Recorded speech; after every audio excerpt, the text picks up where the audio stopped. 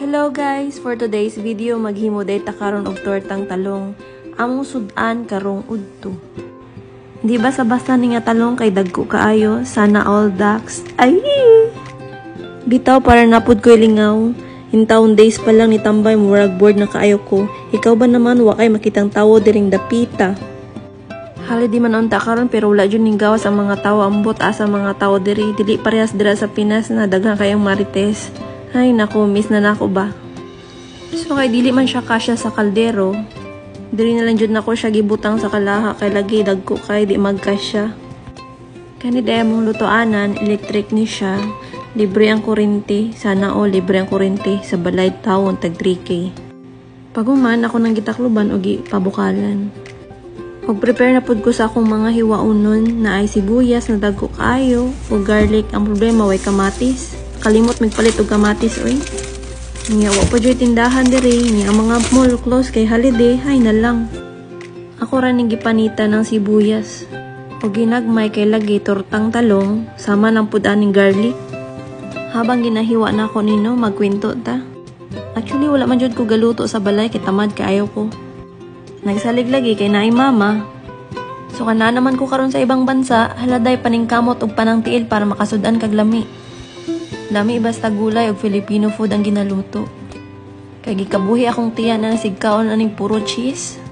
Nya mahal ra ba kayo palitunon sa gawas? Magluto na lang jud ay para makatipid. Nahumana jud. Paguman, itlog 5 ka buok. Actually dapat na ani siya ground beef kaso nakalimot ko na sa ref gahi pa. Butangan na lang po na ako og black pepper kay lagi bawal ang magic sarap diri saban ko sa mama ni Joshua.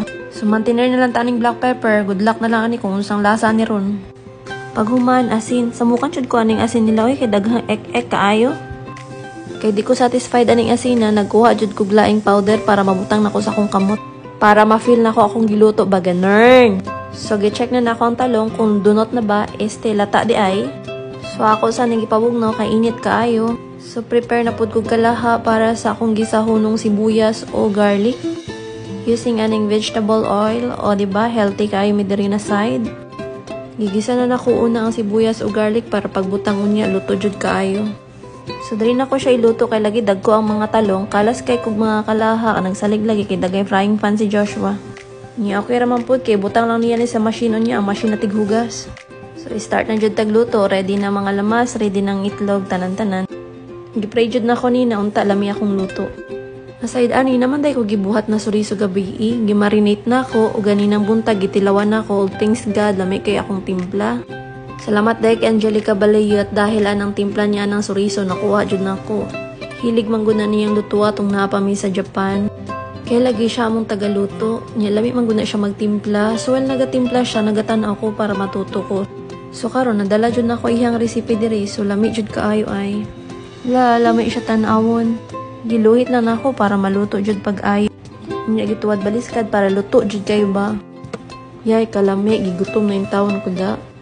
So this is the final look. Abay dahil pinadali kaldero kay gutom na kaayo. Ready to serve na o diba palangga kaayo. Special delivery pa Walgadula og League of Legends. Nawong sa gilutuan be. Ay. Sige lang, pag-ngisi lang kay pagkuman ka ni mo, ikaw manggihapon maglimpyog manghugas, ha ha ha. So kato lang, bye!